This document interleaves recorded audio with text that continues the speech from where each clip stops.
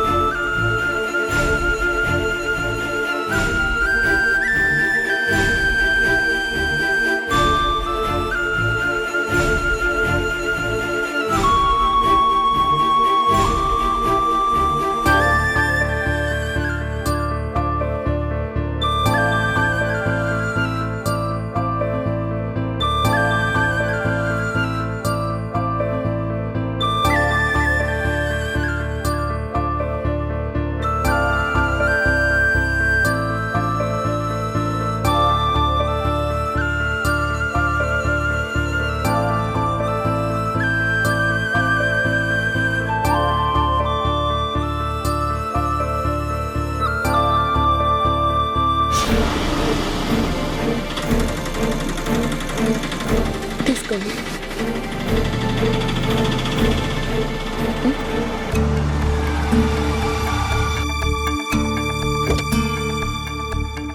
Good morning మావయ్య. Good morning అమ్మా. ఎక్కడికి వెళ్ళొస్తున్నావు? నాన్నగారు ఆఫీస్కి వెళ్ళొస్తున్నా మావయ్య. డాక్టర్ సర్టిఫికేట్ ఇచ్చి సిక్ లీవ్స్ చెప్పొచ్చాను. చెప్తే కార్ పంపించేవాడిని కదమ్మా, ఎందుకు ఆటోలో తిరగడం? పర్లేదు మావయ్య. ఎలా ఉన్నాడు వాడు? ఏం చెప్పను మావయ్య, నాన్న బాగా కుంగిపోయారు. నాకు ఊహ తెలిసినప్పటి నుంచి కూడా నాన్న ఒక చోట కూర్చొని రిలాక్స్డ్గా ఉన్నది లేదు. మా అవసరాలకి, మా చదువులకి, ఇంటిని పోషించడానికి ఎప్పుడూ ఉరుకులు పరుగులు పెడుతూనే ఉండేవారు. అలా పరిగెట్టే మనిషి ఇలా నడవలేని స్థితికి వచ్చేసరికి భరించలేకపోతున్నారు. చాలా కుంగిపోతున్నారు మావయ్య. ఎంత చెప్పినా నాన్నకి ఒక బాధ ఉంటుంది కదా. మీరే ధైర్యం చెప్పాలి మావయ్య. మీకంటే ఆయన్ని అర్థం చేసుకునే వాళ్ళు ఎవరుంటారు? మేము పుట్టక ముందు నుంచి మీరు నాన్నని చూస్తున్నారు, నాన్నతో కలిసి పెరిగారు. నాన్నకి ఎలా చెప్తే అర్థం చేసుకుంటారో మీకన్నా బాగా ఎవరికీ తెలియకపోవచ్చు. నాన్నకి మీరే ధైర్యం చెప్పి నార్మల్గా ఉండేలా చేయాలి.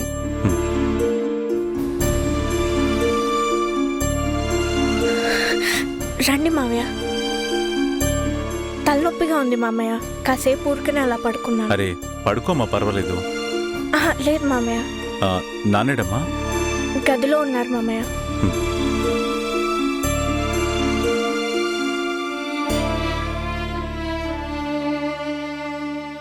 ఎరా, రూమ్లోనే ఉండిపోతావా ఏంటి? రా, అలా హాల్లో కూర్చొని మాట్లాడుకుందాం.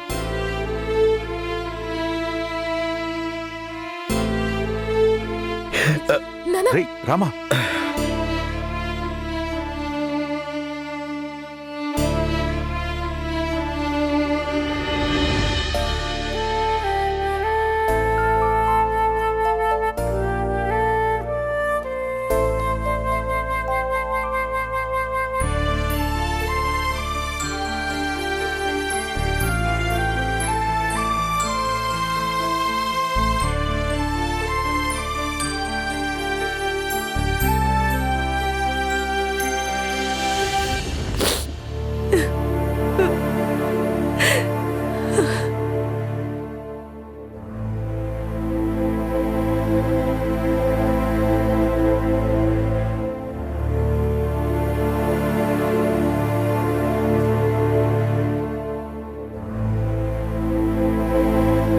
దేవుడు ప్రాణాన్ని మాత్రం మిగిల్చింది నా బిడ్డ కోసం అనుకుంటాను.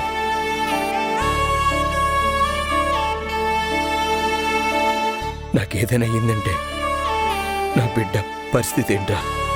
దాని చదువు, పెళ్ళి, భవిష్యత్తు ఏమై ఉంటుందిరా? ఇంట్లో మగదిక్కు కూడా లేదు. నేను ఏ పాపం చేశానురా? నాకు ఇలాగైంది.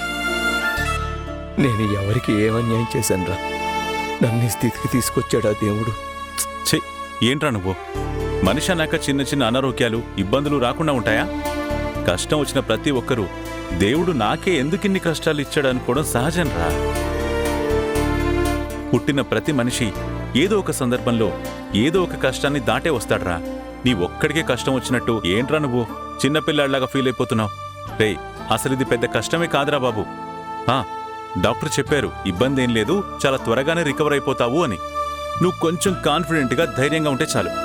నాకు ఫుల్ కాన్ఫిడెన్స్ ఉందిరా. అసలు పెద్ద పెద్ద ఇబ్బందులు ఉన్నవాళ్లే మన కళ్ల ముందు రికవర్ అయిపోతున్నారు. నువ్వు రికవర్ అవ్వడం చాలా ఈజీరా.